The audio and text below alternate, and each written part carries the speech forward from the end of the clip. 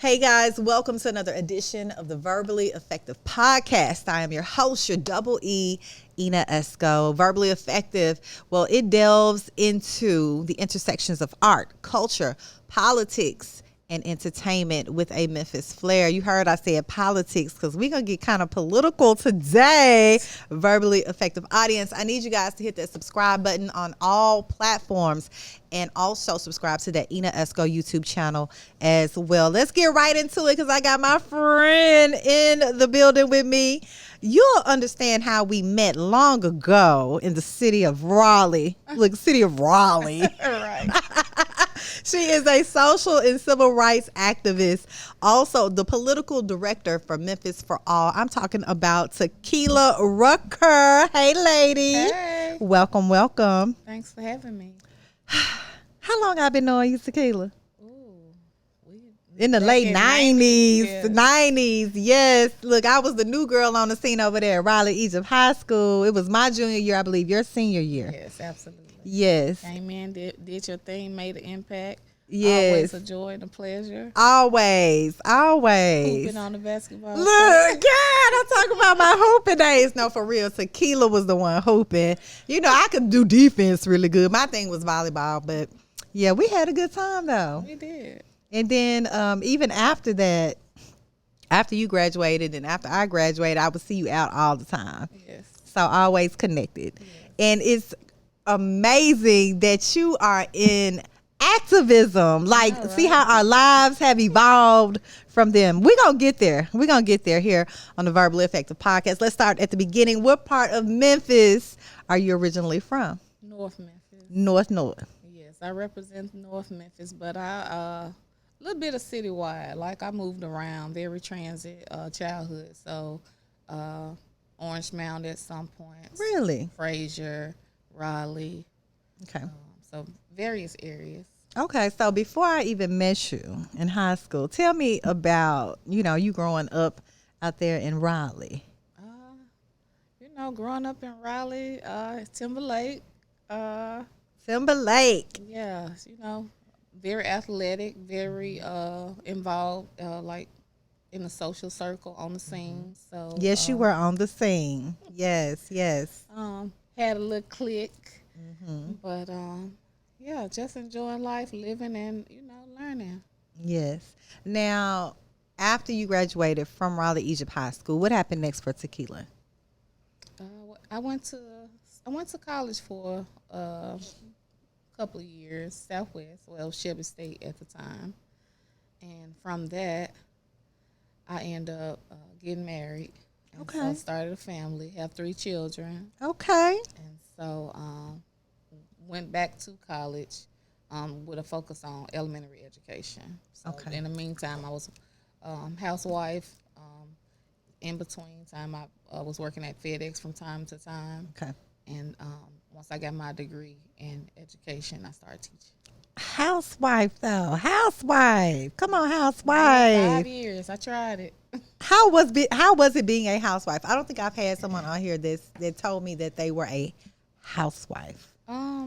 It was a challenge because if you're used to doing things, getting things done how you want them, having your own money, things of that nature, you have to limit yourself. Like you have to do a budget, and I'm not really I'm not a budget type of chick. So, but learning just different things, but the opportunity to be available and present in my children's lives and watch them growing up, like there's no value I could put on that. So it was worth it. So.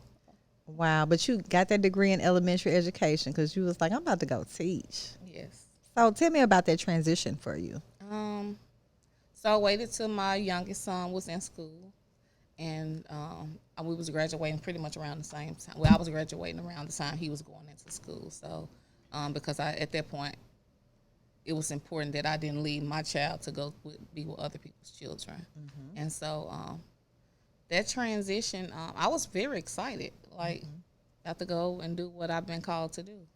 Mm-hmm. I'm here to help little ones tap into their full potential, to know who that they are at an early age.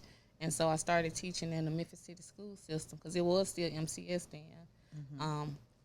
It was important that I go back to the I felt like the system failed me, and I felt like I could make an impact in that system by getting involved and becoming a teacher and doing what I felt like should have happened with me. So I started teaching in 2012 at Fairleigh Elementary, which was I-zone. So they're in the bottom 5% according to state data. And it was a challenge. It was like a I was challenge. the 4th teacher in that classroom, and it was only the month of September. Wow. So Why is that? behavior issues. Again, it was I-zone. So you got academic challenges, and but I stuck it out barely. Like I was ready to go the first week. I'm like, I missed my calling, God. I got here too late. Yes. Like, give me something else to do. Girl, you were the 4th teacher over there. What do you think why was it so, what was so different about you implementing your style? I led with my heart. I allowed the children to show up as themselves, like establish their real relationship with them, build that rapport, and cultivate that environment. So from setting the tone to where it's colorful, it's friendly. It's not just we in this room that kind of feels very constricted and confined and not warm at all. Like I put stuff all over the walls and make it colorful. You had to be innovative. Oh, absolutely. Yeah, on a budget because they don't give you but $100. Really? Girl, wow. Okay, so how long were you teaching? And did you stay over there at Fairleigh at that school? Baby, look, you want the real tea. I want the real tea. So, I stayed at Fairleigh maybe a year and a half. Okay. Stuck it out longer than most of them. A year and a half at Fairleigh, but I was transferred to Germanshire. Well, not transferred. I had to go try to get another job, which would lead. We can talk about why things like that happened to me because I've been at maybe 12 schools in less than 5 years. Wow. And so within MC. Within MCS. What was it next? SCS, and now Look, what is it now? MSCS. What they calling themselves now? 12 schools, and you said 5 years? Within 5 years? Maybe less than 5 years collectively. So from 2012 to maybe 2016, I was in the classroom, different schools. In 2015, I was elected as the president of the teachers union. And so I was serving in capacity, full-time president, full-time teacher. And in 2017, I came out of the classroom. And I served as full-time president of the teachers union. So advocating on behalf of teachers and students because why have I been at all these schools in less than 5 years in the classroom in the district? Can you answer that? Yeah, I speak truth to power. I call for accountability. I ask questions that not a lot of people are willing to ask, and that makes people uncomfortable.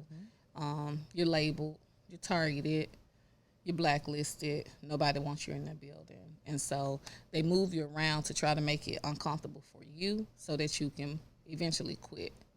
And so that's just the gist of the culture within this district. Wow. Who was the superintendent when you were going through those 12 schools? When I started, Superintendent Hobson was interim.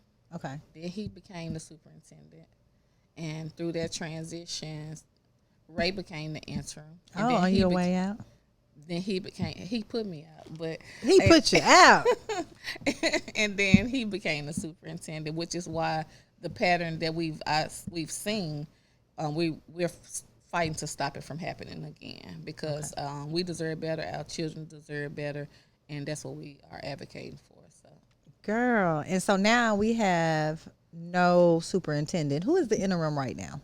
The interim right now is Tony Williams. Tony Williams. Have you worked with Tony Williams? I have worked with Tony in capacity when we were negotiating teacher contracts with the MOU, the Memorandum of Understanding. So working like in that space collectively and just different spaces in the district. We've occupied the same space. So as an interim superintendent, do they have the power to incorporate in any change, or is that we're waiting on the new superintendent to do that? Oh no, they have the power to incorporate change and do what's necessary to improve the district. So yes, they have the same autonomy as a superintendent. Okay, before we get into the new superintendent fight for one, what do you think is the top 3 reasons why the Memphis County School, am I saying that right? Shelby. Memphis Shelby County school system, why are we underperforming? Because people, we top heavy, and the people at the top are not abreast of what's happening in the district. They don't have a pulse on it, and they refuse to listen to people that do have a pulse on it. For example, when I served in the capacity as the president of the teachers union, we had representatives in buildings throughout the district to let us know what's going on, what's happening in your school, if there are concerns with your administrator, if there are concerns with like how is this curriculum working, how are these things showing up in your classroom, and are they best for what's for our children. And I would report the information weekly to somebody in administration within the district. And under Hobson's administration, we did begin to make progress as relates to the culture and climate, but there's so much damage and toxicity, and now we're learning corruption within this district that it's really hard for us to right what's been wrong for a long time. Did COVID have any impact and made things worse, or really added fuel to the fire? So, COVID, the beginning of that year when it happened, I was still serving in the capacity as the president, but my term ended June 30th, which is when havoc was released on me from district administration. So, in less than 6 months, I was had a verbal reprimand, a written reprimand, a 3-day suspension, For what? got demoted, and then got fired. What was the reason? As it relates to, like, basically calling for accountability. Did a Twitter storm, putting things out, raising awareness about what's happening, what's wrong, bringing it to the public on the news, talking about what's going on in the schools, and district officials not really liking what's happening. So they have the power to do what they want to do when they're in certain positions, and that's what they did. They used their pen. They can write it up. If they said it, that's it. And so with my suspension, it was overturned. With being demoted and then terminated, I now have a lawsuit. That's what against I was the about district. to ask. I bet you do. So that's still pending. Yes, yes. It was filed in 2021, and I just had my deposition. Oh, when I Two- saw the you other- at Crosstown, that's where you Yes. were headed. Yes. How did it go? It was excruciating, but got it done. Glad that it's over, and just ready to close that chapter. Will it be closed soon? It's my hope. If they're wise, they'll do what's best and go ahead and right that wrong. Yes. Now, speaking of the superintendent that we're still trying to find, what you said, it's a circus going on in It Memphis. Why is it taking so long? Are the rules changing on how we determine who it is as we go? Is that the problem? Well, one, you have people with ulterior motives. And so you have a board of 9 that's trying to make a decision about who's going to serve in this capacity. Yet they entered into that space. I don't, wouldn't, right now it's perceived as it was distrustful because they told us, Board Chair Green stated, Tony didn't want the position, which is why she nominated her for that position. And they also made other interims step down in order for them to apply for that position. However, somewhere along the line, it became okay for Tony to apply for that job and be able to serve as the interim. And so that was a concern because I'm all about justice. I'm all about fairness. And so if you're going to allow her to do it, then you could have kept who was serving in that position prior, which was Dr. Whitelaw. And so I know she was interested, and now she's one of the finalists. Well, she was one of the finalists, to now we scratching everything and we starting over because like pressure was applied and we calling for accountability, and they're not going to be able to get with what they were trying to do, which is changing the qualifications. They didn't change the policy, but they did change qualifications to make it easier or make the current interim qualify so that she can remain in the pool. So yeah, it's a lot going on. building a plane as you fly it. Yeah, I see. They don't know. Several of the board members don't know their own policy, and so that becomes a challenge. But again, we're talking about a process that they knew was going to be started last year, and now here we are, May, when they're calling for a board retreat to go over a policy that they should have known, because that's one of their responsibilities as a political official and board member. We in July. It's July. Will we have a new superintendent when school starts for the fall, do you think? We will not. They have extended the current interim's contract, increased her salary, increased her time. Until how long?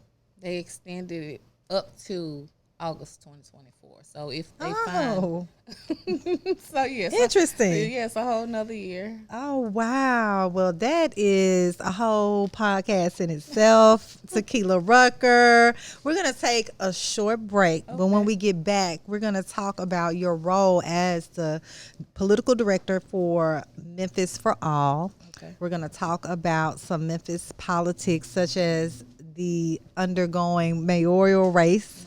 We're going to talk about some activism efforts on your end. I know you were heavily involved with, trying to get justice for Tyree Nichols, and I'm sure you're still doing that till this day. And I hear that we have another young black man that was killed just how long ago?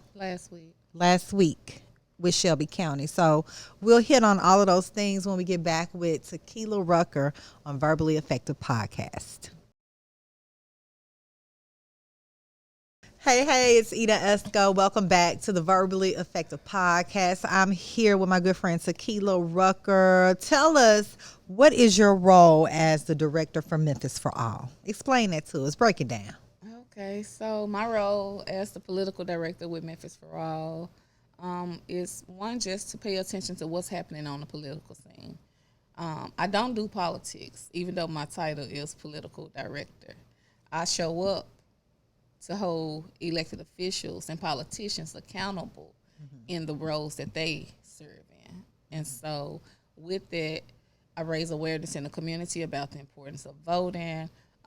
We look for candidates that we can support, endorse as it relates to running for certain positions that align with our core values. We do issue-based advocacy, so where you see around Tyree Nichols, the third grade retention law, the Shelby County superintendent search, MLGW, like that's common because that's a grave concern, and it's a big connector for us here in this city about like because we're here because we lacked accountability, and so now it's time for us to start putting accountability measures in place to hold these leaders and officials accountable. And you know what? When you talked on the first segment about your journey, how, you were the president of the teachers union and you were still teaching full time and you were let go. It's a pending lawsuit. And now we are I know you said it's not a political position, but you holding these politicians accountable. How did you transition into politics? Really, you're fighting for some of the same things, it seems like. Well, the transition happened in the school system. So I was in the classroom, and it's a lot of injustices in our school system and equities. And it's just like our students are being disenfranchised. And once you find out, the connecting piece is the elected officials and the different laws that's being passed and the different things that's happening around policy. And so I started showing up to school board meetings, just speaking out first about the TCAP. Like I had concerns about the TCAP.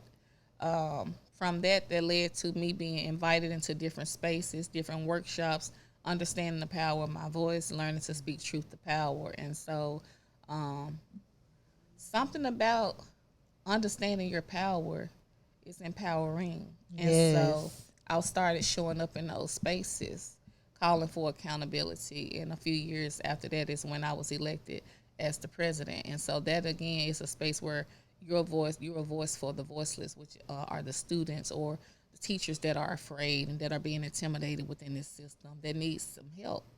And I was willing to carry that torch. Yes, and still carrying this torch. And we kind of talked about this off mic a bit about, Memphis being, from an education standpoint, you know, treated very unfairly. The kids are, and this has been ongoing, even with our political system. A lot of the issues, a lot of the gatekeepers, a lot of the systems still in place.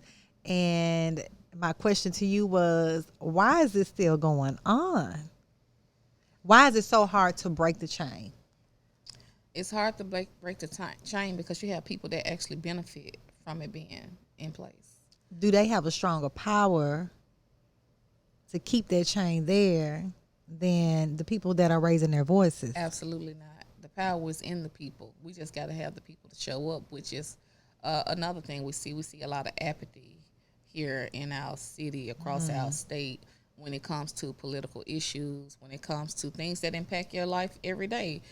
In MLGW, you have all these people that have no power, but had not come together to utilize like their power to go and say, we holding y'all accountable. Like, you taking all this money every month, we paying you, and anytime the wind blow real hard, I may lose my power, my food gonna spoil. Like, I'm running into a lot of those things that's happening right here, right now in our community. So like, just everyday issues. So it's not just even like the laws and the policy and the things that we see on the state and local levels from our elected officials. We're talking about everyday people being able to come together to say, we deserve better. Put these lines under the ground. Start that infrastructure, like building, and so that we won't have to continue to deal with this. And if you don't fix it in my lifetime, maybe it'll be fixed in my children's lifetime. So again, we have to be forward looking to make sure like what we're doing today is leaving our community and our world in a better place. What has been some of the challenges with getting the people to participate? Your whole face just changed, Tikeila.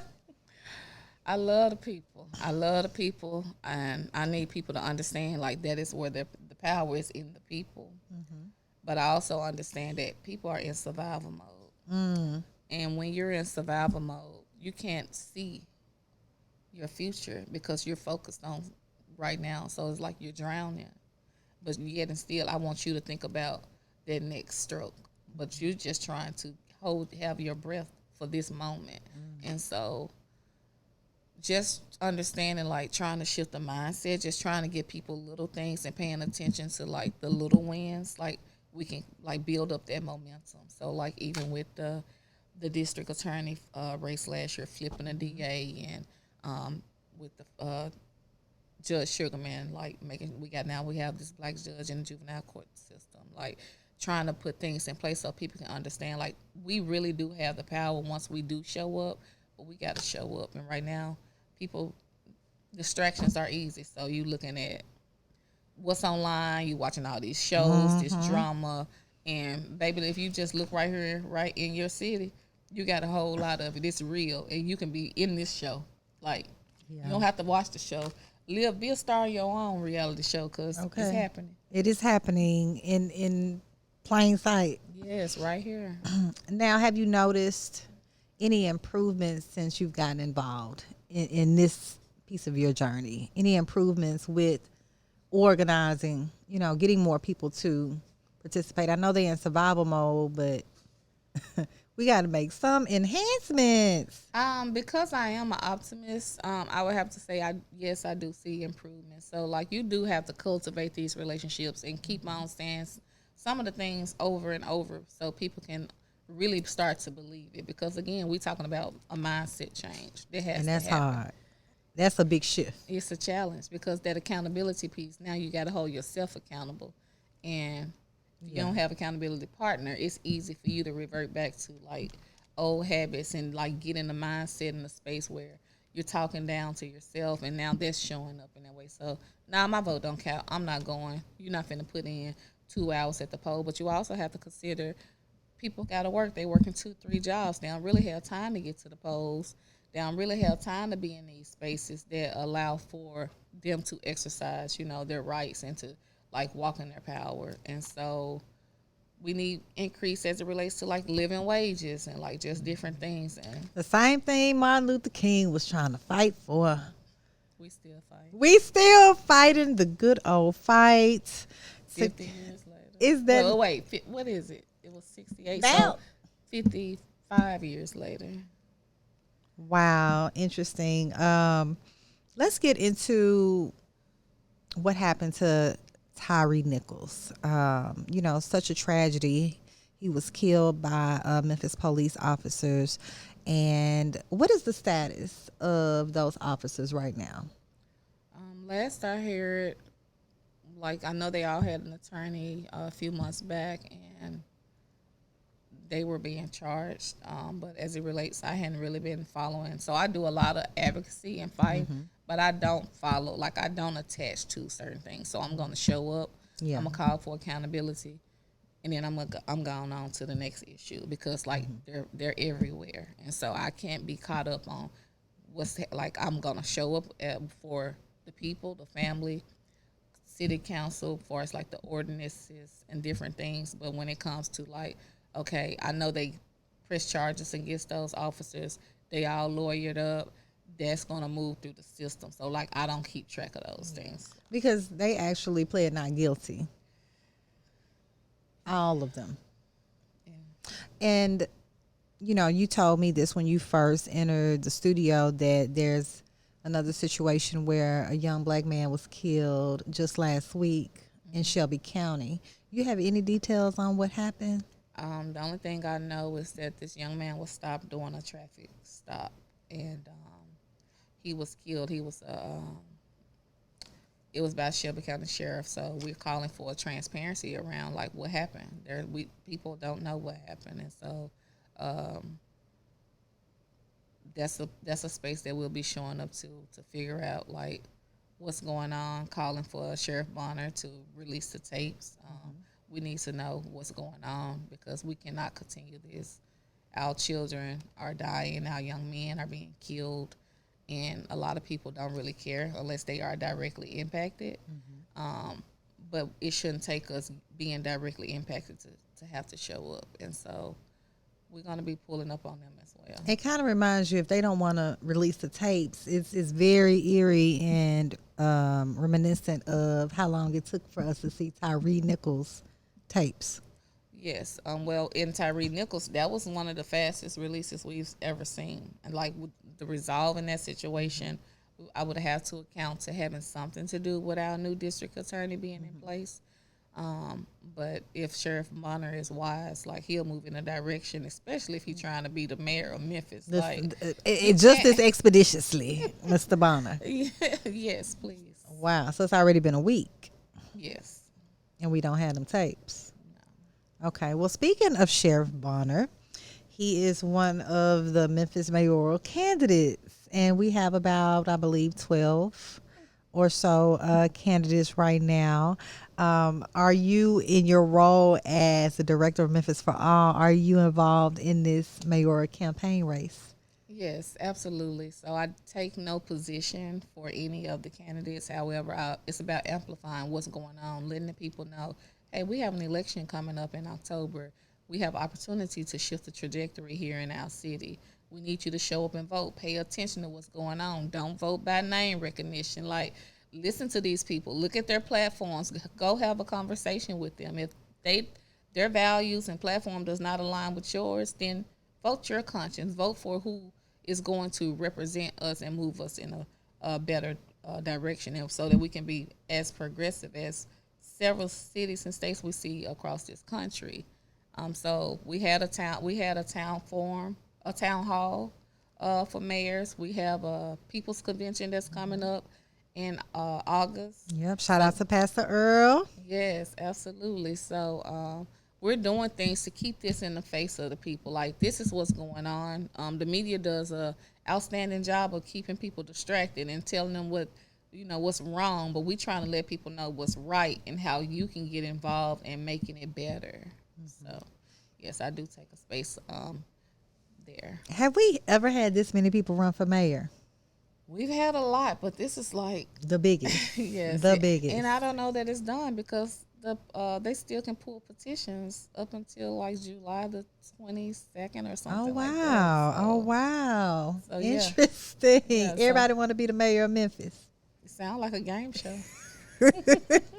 Well, something you just mentioned, who's gonna, move Memphis into the future, progression here. That's what's really needed. It is. It's time. We're behind the curve. Like we Yes, behind the eight ball. We deserve better. we do. Uh, Meet people from all over the world that comes and like so excited and see so much potential in Memphis, but right here in Memphis, it's like we're in the frame, so you can't see the picture, and so people don't understand like the richness of our souls and the heart and the different things that we have to offer to the world, not just to this city, and but everybody else can see it. So it's about really trying to help people to see themselves. So that is also another part of the work we do. So like through the Justice and Safety Alliance, which is a coalition of individual organizations working around justice, safety, and now we have a wellness piece. So like again, it's about like connecting with people, because when you feel bad, you're not about to get up and go stand in line to vote. When you feel disconnected or unsupported, you're not doing it. So we're trying to show up in a way like to build unity and community, so people can understand like, all right, I don't feel like it, but we're gonna go. We can make this sacrifice. And so that's the shift we're trying to take as well as we move through this political arena. How do you balance between causes? Because we've only talked about we talked about the school board superintendent, we talked about the mayoral race, we've talked about some of our black men being killed by the Memphis Police Department. I mean, that's 5 on my hand right here, and I know there are some that we have not talked about. How do you balance this? How is this affecting your mental health? In this space, I make sure I'm intentional with myself. So I do meditation, I do yoga, I work out, I do different modalities like I journal, breath work. I'm outside a lot. I'm in nature a lot, so I love the parks and the grass and the butterflies. And so I do things to make sure I'm intentional with myself, because I have lost myself in this space when I was the president and former educator. So like coming out of that space, there was a transition where I had to go introspective to know like who I am and how do I show up without being consumed. And that had to deal with a lot of, when I say not being attached, so I'm not following what's happening with the officers. I'm not going down these rabbit holes and keeping up with everything. I'm showing up, I'm doing my job, and then I'm removing myself. So from there, I decompress, I detach, and then I go to what's next. Yeah, and you have to definitely show up as a black woman in these spaces. Yes. So how has that been? Um, I'm unique. I'm gonna say that, and I can say that for myself. I've had to learn that I'm exceptional and extraordinary, and it used to be hard for me to really like receive that, especially coming up from my childhood and just different walks of life and not really knowing or seeing the value in who I am. And so now when I show up in these space, like in my wholeness and my authenticity, like I was called for this. I'm walking in the authority that was placed upon me when I entered into this realm. And so that's the strength that I walk in. Like I was created for this. Yes, because it's just going to be a faithful few, I think, that's going to have the audacity to do what you do. Oh, it's a challenge. Now, it does not come without its fear, but your faith has to be greater than the fear that shows up. And just staying intentional, reminding yourself, like affirming yourself and walking in courage, being brave, and just those different things. But, I'm not going to say it hadn't been times when you'd be like, you know what? I did my part, God. Like, okay, can I go to the background? Can I go do, because there are a lot of things that I do. Like, I do organizing, I do event planning, weddings, parties. I'm an educator. I do life coaching. So this is not, I'm a multi-dimensional individual. And so, like, with that comes all these different things that I'm capable of doing. However, when I'm called over here, I'm going. I'm going to show up. Send me, I'll go. Look, how do your 3 kids feel about what you're doing now? I know they proud of you. They are. My children keep me grounded. They were like, it used to be a big deal, but now it's just like, she on TV. Oh, she doing this. That's Oh, mama. it's like that's just what she doing. And my youngest son, who's 15, he was like, anything else, mom, it'd be me stroking your ego. And, Okay, 15-year-old. yeah, so I was like, Oh, you're wow. absolutely right. So again, you do Wow. the job and you just move on. Yes, yes. I need you to repeat after me, Tikeila. Hey, mine. Say mine. Hey, mine, say mine. Come on, North North, Memphis. north. Okay, this is a moment of transparency between you and I. And what I want to hit on is the recent ruling by the Supreme Court ruling against affirmative action in school admissions. I want to know, what are your thoughts on the Supreme Court actually turning over this ruling that has happened so long ago, that was very effective on how African American people were placed in, schools. And this is I'm gonna let you go first. How do you feel? I made a post yesterday, just was in response to it. I didn't necessarily mention what happened, but my thoughts are, I hope the people that feel like their vote don't count don't have to end up on a plantation before they realize that their vote did count. A couple weeks ago, I participated in calling for the expansion of the Supreme Court with Martin Luther King III. And so those are some real realities that we have to pay attention to. We saw Roe v. Wade be overturned. Now we're seeing it. So what else is going to be overturned? And we don't wait until these things happen. We have to get out ahead of it, making sure that we have people in place that have integrity and that are going to be ethical in there to support what's good for all people in America. And so that's devastating. And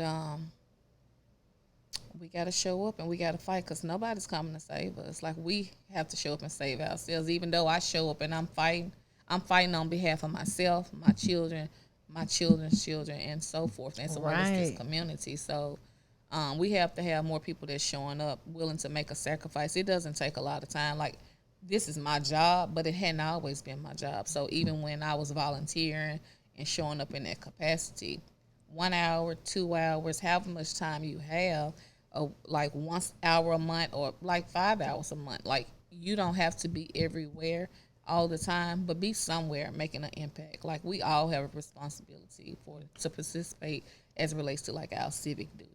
Definitely. And it makes you think about, how could this have been prevented, right? Because this was all a plan to be at this point where we are with the Supreme Court. When Trump put those 3 judges in place, I'm sure they got a long list of things to do, and it's been happening right in front of our faces. Oh yeah, that's not all they're going to undo. Right. What's next? What else they gonna undo that you know about? What they working on? Not anything I know about. It's just a matter of, I understand, like, they have think tanks in place. Yes. That's thinking through, okay, what's next, and paying attention to, okay, they're not voting here, they're not doing here. They're looking across the country to see where they can go in and get away with certain things, what policies can be passed. And they have testing grounds. Like Tennessee, we're a testing ground. This 3rd grade retention law, it exists in different places. But again, if it did pass here. It went into effect here. So now we have only like 35 of our students across the state deemed proficient, which means we know there's a correlation between the criminal justice system, how many jails they build based off of how many students can read coming out of 3rd grade, which now further leads to the privatization of public education. And if they can start privatizing here in Memphis and across the state of Tennessee, like, it's going to be widespread across the nation. And so, again, we're reactive. So we wait until something happens before we want to, show up. No, you don't do this. You can't do this. It's too late. They started 5 years ago. They start early, and it's out there for you to know about. People like you raise awareness about these things, They're not and listening. why? They're not listening. Why? Y'all listen, please listen. Girl, I mean, I had a talk with my 17-year-old who just graduated from high school about this Supreme Court ruling. And I'm like, hey, baby, you know, hopefully, in my eyes, as an HBCU graduate, at this point, to me, black kids, go to your HBCUs, go where you want it. Absolutely, yes. My daughter just graduated from Tuskegee last year. So All right, yes, absolutely. Tuskegee. Yes, go. Let's Yes. go home. Let's take it home. Let's Who take are it who are they home. without us? We are the Exactly. season, baby. Who eating bland food? I mean, and even the athletes that go to these PWIs, go to a HBCU Yes. and share your talent Yes. with your people, Yes. because that's what's up. Absolutely. Wow. Interesting. Interesting. Okay. Well, Tikeila Rucker, any last and final words about what you want to express to the city of Memphis in your efforts to organize and get people on board with making change and moving forward? Um, just understanding that they have power. Their vote counts. Their voice count. They matter, and they deserve better. Like we've been conditioned to think, oh well, at least we're not here, or at least we're not, where we were 400 years ago. So we just be okay with this. But no, dream bigger and demand more for yourself and for your children, and show up and with the audacity that is yours. Like walking that authority, you own it. Like we are all created equal in the image of God, and so like you have the same rights as anybody else here on this planet. We may not have equity in certain places because again the different injustices and systems in place to keep us behind, but go within, know who you are, and show up. Like that's the biggest thing. Vote, man. Like Vote, mine. Golly. yes, like go vote. Like Yeah. it's important. Even like yeah, I'm saying like a whole lot because this right here it gets real kind of sketchy and itchy in my spirit. Like we got to do better. Like that accountability starts with us. It starts at home. And yes, some parents drop the ball, but now you got to pick it up because otherwise you about to drop the ball, and then your children not gonna have what they need, and then like that's the generational curse. We want to make it bigger and make it like, oh, the generational curse. We cursing ourselves. Yeah. We got to move forward. Wow. Well, I'm so proud of you, Tikeila. Thank I am super proud of you, and you have this power, you have this audacity.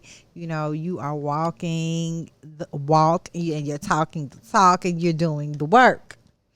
So everybody's not going to do that, especially in a city like Memphis, where you know so many of the systems in place, the gatekeepers in place, have such a stronghold. So we applaud you, Tikeila Rucker. I appreciate it because I'm dealing with a tough issue right now as it Yes. relates to gatekeepers and individuals in place using their power to basically try to silence you. So Well, I pray that everything, comes out of that in your favor. I appreciate it. So tell the good people with the verbally effective audience right here on camera too, how they can continue to follow your journey and anything that you have coming up that they should be aware about. Okay, sure. So I can be found on Facebook at Tikeila Rucker, also on Instagram at Keila __. To find out what's going on as it relates to the movement, we're at Memphis for All on Facebook as well as Instagram, and we work with the Shelby County Voter Alliance. So that's Shelby Votes on Instagram, and so some of the things that we have coming up in the community right now, like we have weekly voter engagement phone banks on Wednesdays. You can find that information on Mobilize. We have monthly lunch and learn. So this month we have Martavius Jones, which is the councilman, the chair of the city council. So, and then we have the People's Convention coming up. We have a Black Voters Matter tour that's coming up. So we're gearing up for a special session around gun violence and gun reform. So there are a lot of things coming up in the community, but mobilize, Facebook, social media, they can find all the information there. So please go look it up, join us, get involved, show up. We need you. You need you. You need you. I'm glad you said that. And I'm glad you told them to go look on social media because that's where they at. That's where they at. Oh, they're foul. Well, thank you so much, Tikeila Rucker, the political director over there in Memphis for All. I'm so proud of you once again. And if you need any of my help with anything, just let me know.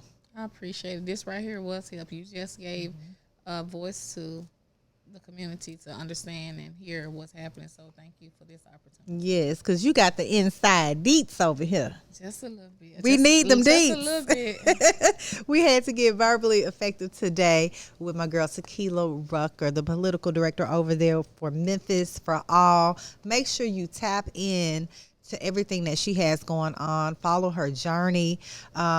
Learn something from her, because Memphis, we need to move forward, and she is the perfect person to give you some insight and understanding of what's going on here. So thank you guys for tuning in yet again to another episode of the Verbally Effective Podcast. Be sure to hit that subscribe button on all streaming platforms and hit subscribe on that Ina Esco YouTube channel as well. Thanks for tuning in.